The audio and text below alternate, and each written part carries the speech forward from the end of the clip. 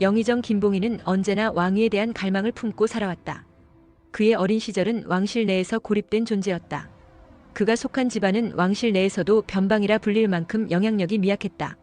그는 항상 외곽의 자리에서 중심을 바라보며 자라야 했고 그 시선은 차츰 경외가 아닌 갈망으로 변해갔다.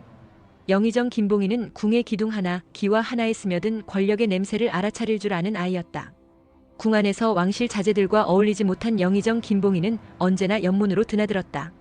조촐한 집무실 구석에서 문서 정리를 돕던 젊은 시절, 그는 가장 가까운 곳에서 왕권의 실체를 목격했다. 말보다 숨결, 명보다 눈빛에서 나오는 압도적인 기운. 영의정 김봉희는 그것을 두려움이 아닌 동경으로 기억했다. 세상은 그의 이름을 부르지 않았지만 그는 왕실 구석구석의 권력을 체득해 나갔다.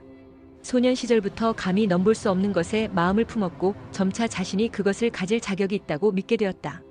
세상은 그에게서 무언가를 늘 빼앗아갔다. 신분, 혈통, 정통성. 그러나 그는 그 모든 박탈을 부정하는 방식으로 살아갔다. 기득권에 편입되지 못한 자의 분노는 때로 가장 정교한 음모로 이어진다. 영의정 김봉인에게 왕위는 복수의 상징이자 그가 세상에 스스로를 증명할 수 있는 유일한 방편이었다. 그는 딸을 정비로 만들었다. 그것은 그에게 있어 단순한 혼사가 아니라 일생일대의 복수였고 동시에 권력의 문을 여는 열쇠였다. 그토록 원하던 중심에 가족을 안침으로써 그는 자신이 왕권에 닿을 수 있다는 것을 세상에 보여주려 했다. 딸 역시 아버지의 기대에 부응하고자 스스로를 단련했다. 예법을 익히고 정치 감각을 기르고 왕실의 규율에 철저히 순응하며 조용한 왕비가 되고자 애썼다. 하지만 그녀의 삶은 영의정 김봉인이 기대한 것과는 전혀 달랐다.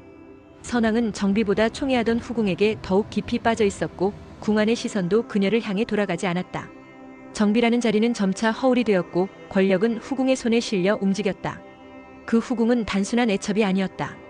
총애를 바탕으로 대비의 자리에까지 올랐고 선왕의 신임과 백성들의 지지까지 등에 업었다. 그녀는 무서운 속도로 궁의 안과 밖을 장악해갔다. 영의정 김봉인의 딸은 그 속에서 점차 병들어갔다. 궁녀 한 명 진심으로 따르지 않았고 선왕의 눈빛은 그녀를 점점 지나쳤다. 침전의 불은 밤마다 꺼져 있었고 환우를 살피는 의원조차 대충 보고 갔다. 그녀는 어느 날 밤 영의정 김봉인에게 편지를 보냈다. 아버지, 이 자리는 제게 너무 춥습니다. 따뜻했던 것은 처음 들어온 날뿐이었어요. 그 한 줄은 영의정 김봉인의 심장을 무너뜨렸다. 그는 직접 나서 딸의 처소를 정비하고 의약을 보내려 했지만 이미 그녀의 병은 깊었다. 몸보다 마음이 먼저 무너졌고 그녀는 세상에 조용히 작별을 고했다. 그날 이후 영의정 김봉인의 마음속엔 절망보다 더 깊은 어둠이 자리 잡았다. 그는 스스로에게 맹세했다. 그를 반드시 무너뜨리겠다. 그 복수는 단순한 정서적 분노를 넘어 정치적 결단이 되었고 그는 궁 밖에서 금기를 탐색하기 시작했다. 그는 팔척귀를 불러들였다. 오래전 왕가의 제물로 바쳐진 존재, 수백 년 동안 궁 안의 지하에 갇힌 채 분노와 원한만으로 사라지지 못한 한 맺힌 영혼.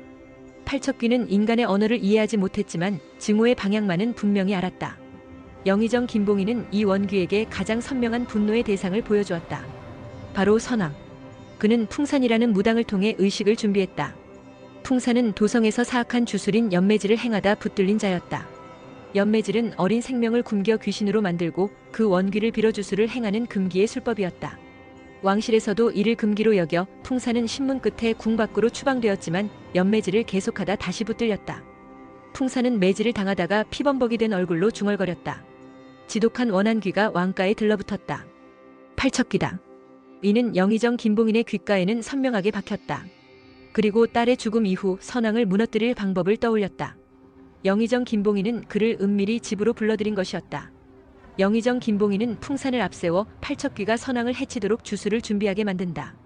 그 모든 것은 조용히 그리고 치밀하게 실행되었다. 풍산은 오랜 침묵 끝에 팔척귀를 불러올 수 있다는 약속과 함께 다시 궁으로 발을 들였다. 칠흑 같은 밤 궁의 북쪽 연못가에 금줄을 치고 피로 그린 부적을 촛불에 태우며 주술은 시작됐다. 팔척귀는 수십 년 만에 현실로 모습을 드러냈고 영의정 김봉희는 침묵 속에서 고개를 숙였다. 팔척귀는 밤마다 선왕의 곁을 맴돌았다. 처음에는 그림자로 시작했다.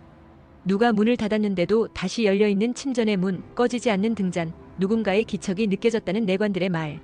시간이 지날수록 선왕의 눈빛은 흔들리기 시작했고 그는 자신의 손가락을 베고 허공에 대고 속삭이며 침전 바닥에 쓴 글씨를 지우려 안간힘을 썼다.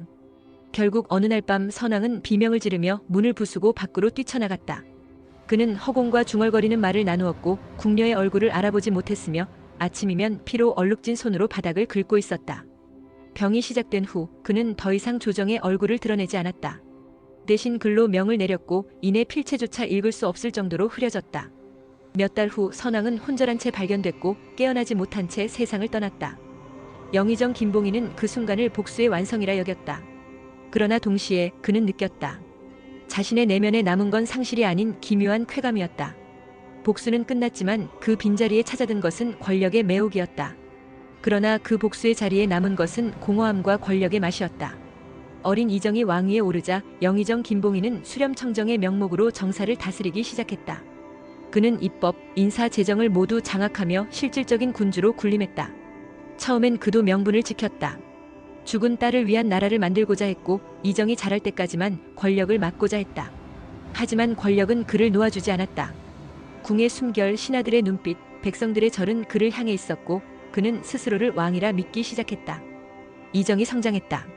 이정은 영의정 김봉인의 예상을 뛰어넘는 인물이었다. 총명하고 냉철하며 무엇보다 강직했다. 이정은 스스로 정치를 하겠다고 선언했고 영의정 김봉인의 손을 거치지 않고 결재를 내리기 시작했다. 개혁을 말했다. 탕평책으로 신료를 고르게 쓰고 유기전을 폐지하며 상업의 자유를 외쳤다. 무엇보다도 노비 해방을 추진했다. 영의정 김봉인은 경악했다. 귀족들의 기반을 흔드는 이정의 개혁은 곧 자신에게 칼끝을 들이대는 것과 같았다. 영의정 김봉인은 흔들렸다. 그는 다시 풍산을 불렀고 다시 팔척귀와 대화를 시도했다. 그리고 이번엔 단순한 위협이 아니라 왕좌 자체를 바꾸기로 결심했다. 이정이란 이름을 왕실 기록에서 지우기 위해 그는 허수아비를 필요로 했다. 반개 왕족 이화승이 선택받았다. 순박하고 나약한 권력을 두려워하는 사내. 그는 조정의 말을 잘 따랐고 영의정 김봉인의 손안에서 움직일 수 있었다. 영의정 김봉인은 이화승을 중심으로 새로운 왕정 구도를 만들기 시작했다. 그는 먼저 귀족들을 하나하나 불러들였다. 겉으로는 환대를 베풀었지만 속으로는 모든 발언을 기록하고 그들의 약점을 수집했다. 각 가문이 지닌 노비수, 토지세율, 이정개혁에 따른 타격을 면밀히 분석한 영의정 김봉인은 그에 따라 귀족들에게 각기 다른 명분을 제시했다. 누구에게는 조상의 예법을, 누구에게는 상업규제 철폐의 위협을, 또 다른 이에게는 이정이 폐지하려는 공신 책봉제를 언급했다. 점차 귀족들은 흔들렸고 영의정 김봉인은 그 틈을 타 이화승을 정통 후계자로 부각시켰다. 그는 유서 깊은 반개 혈통이라는 점, 병약한 성품과 순종적인 성향, 그리고 무엇보다도 영의정 김봉인의 통제를 벗어나지 않는다는 점을 강조했다. 귀족들에겐 입헌 군주제의 가면을 씌워 왕은 형식적인 존재로 두고 실권은 대신들 손에 남기자는 약속도 했다. 그러나 가장 큰 걸림돌은 대비였다. 대비는 영의정 김봉인의 딸이 죽게 만든 직접적인 계기였다. 그 과거를 두 사람 모두 잊지 못하고 있었다. 대비는 영의정 김봉인을 경계했고 영의정 김봉인은 그녀를 조심스레 다뤘다. 영의정 김봉인은 대비의 오래된 그림을 꺼내 보여주며 말했다. 그 아이는 전하께서 끝까지 눈길 한 번 주지 않으셨지요. 그 말에 대비는 떨리는 눈을 감았다. 그녀 역시 선왕의 사랑을 받았지만 그 사랑이 누군가의 생을 파괴했음을 알고 있었다. 영의정 김봉인은 그 틈을 파고들었다. 이제라도 갚으셔야지요. 죽은 자에게도 산 자에게도. 며칠 밤을 뜬 눈으로 지새운 대비는 마침내 그를 불렀다. 그녀는 말했다. 다시 내가 궁의 주인이 된다면 나도 예전의 잘못을 바로잡을 수 있겠지요. 영의정 김봉인은 미소 지었다. 두 사람은 그렇게 손을 잡았고 각자의 그림자를 품은 채로 궁의 정문을 향해 동시에 걸어가기 시작했다. 그렇게 조용한 쿠데타가 정교하게 준비되기 시작했다. 하지만 이정은 가만히 있지 않았다. 그는 열의와 강철, 무당과 이무기의 도움을 받아 진실을 추적했다. 왕의 죽음, 주술의 흔적, 풍산의 비밀까지. 그리고 마침내 영의정 김봉인의 음모를 궁 밖에 흘려보냈다. 백성들 사이에 소문이 퍼졌다. 왕실이 저주받았다는 공포와 함께 결국 영의정 김봉인은 모든 것을 잃었다. 대비는 그를 저버렸고 귀족들은 등을 돌렸다. 풍산은 팔척귀와 함께 사라졌고 이화승은 왕이 되기를 거부했다. 영의정 김봉인은 홀로 남아 자신이 만든 권력의 탑 아래 무너졌다. 이정은 마지막으로 왕좌에 앉으며 말한다. 나는 누군가의 복수를 위해 이 자리에 오르지 않았다. 오직 백성을 위해, 이 나라의 미래를 위해. 지금까지 시청해주셔서 감사드립니다. 이 이야기가 흥미로우셨다면 구독과 좋아요 부탁드립니다. 감사합니다. 안녕히.